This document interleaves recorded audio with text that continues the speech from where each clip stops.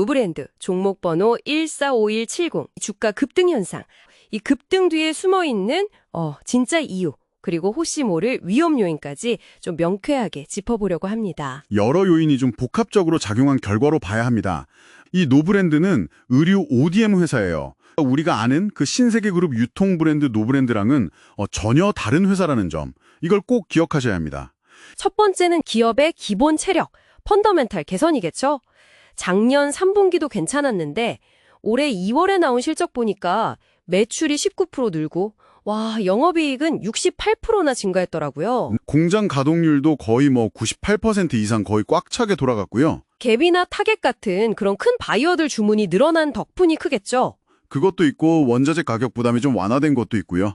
그리고 아웃도어 전문 그 OEM 기업 인수한 거, 이것도 성장 기대감을 좀 높였죠. 실적 자체는 분명히 좋아졌네요. 분명히 긍정적인 신호인데 이 펀더멘탈 개선 속도만으로는 그야말로 막 수직 상승했던 주가를 다 설명하긴 좀 어렵습니다. 그럼 두 번째 동력은 뭘로 봐야 할까요? 그게 바로 주주 달래기 전략이라고 할 수 있겠는데요. 특히 작년 12월 4일이었죠. 1대1 무상증자 결정. 이게 아주 결정타였습니다. 발표 다음 날 주가가 12% 넘게 뛰었고 장중에는 21,000원대까지 갔으니까요. 기존 연고점의 거의 2배 수준이었죠. 배당이나 자사주 소각 얘기도 있었던 것 같은데요. 배당 성향 30% 목표니 자사주 소각이니 이런 계획들도 당연히 투자 심리에는 긍정적이었죠.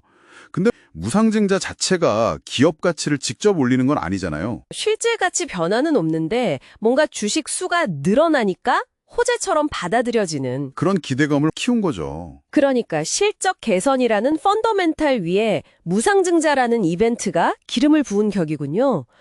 근데 세 번째 동의는 진짜 좀 황당하다고 해야 하나요?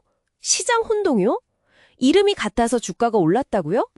실제로 그런 일이 좀 있었습니다. 작년 12월 말에요. 그 신세계 그룹 관련해서 좋은 소식이 좀 있었어요. 그래서 관련 주식들이 좀 올랐는데 그때 일부 투자자들이 이 의류회사 노브랜드를 신세계의 노브랜드로 착각을 한 거예요. 그래서 막 매수를 한 거죠. 그날 주가가 거의 15% 가까이 급등했으니까요. 어찌 보면 좀 황당한 사례입니다. 까지.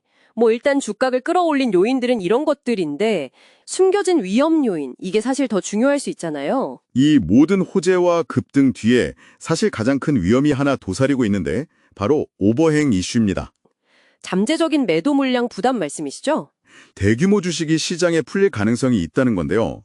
상장하기 전에 투자했던 FI들이 있잖아요. 재무적 투자자들. 이 사람들이 갖고 있던 주식, 전환우선주나 전환사채 같은 것들이요. 이걸 보통주로 바꿀 때 가격, 즉 전환가액이 대략 18,700원 정도였어요.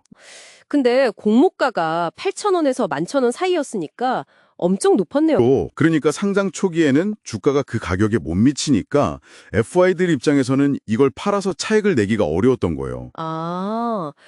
그 물량이 어느 정도나 되는데요? 추정하기로는 전체 주식수의 한 18%에서 많게는 23%까지도 될 수 있다고 봅니다. 만약 이 물량이 실제로 시장에 쏟아져 나온다면 주가에는 상당한 하방 압력으로 작용할 수밖에 없습니다. 재무 상태도 좀 더 보면 최근 분기 실적은 좋아졌지만 작년 전체로 보면 사실 좀 부진했고 ROE, 자기자본 이익률은 아직 마이너스 상태더라고요. 네, 그래서 PBR, 주가 순자산 비율이 낮아 보여도 이게 마냥 저평가라고만 보기는 어렵고 수익성 문제를 반영하는 걸 수도 있다는 점을 좀 고려해야 합니다. 투자 주체별로 봐도 좀 엇갈리던데요. 외국인이나 기관은 샀다 팔았다 하는 것 같고 최근 상승은 아무래도 개인 투자자들의 매수세가 좀 강하게 작용한 게 아닌가 그렇게 추정해 볼 수 있겠죠. 정리를 좀 해보자면 노브랜드 주가 급등은 실제 사업 성과가 좋아진 부분도 분명히 있고요. 거기에 무상증자 같은 단기적인 부양책, 그리고 결정적으로 그 이름으로 인한 시장의 오해, 이 세 가지가 맞물려서 돌아간 결과다 이렇게 볼 수 있겠습니다. 긍정적인 변화도 있지만 주가 상승 자체가 만들어낸 오버행이라는 아주 구체적인 위험이 같이 있는 상황이다. 아주 뚜렷한 리스크가 공존하는 거죠. 그래서 표면적인 뉴스만 볼 게 아니라 그 이면을 좀 신중하게 들여다볼 필요가 있습니다. 물론 회사도 가만히 있진 않겠죠. 베트남이나 인도네시아 생산 능력 늘리고 AI 기술 도입 얘기도 있던데요. 그런 장기적인 경쟁력 강화 노력이 실제로 성과로 이어지는지를 꾸준히 지켜보는 신중한 접근이 필요해 보입니다.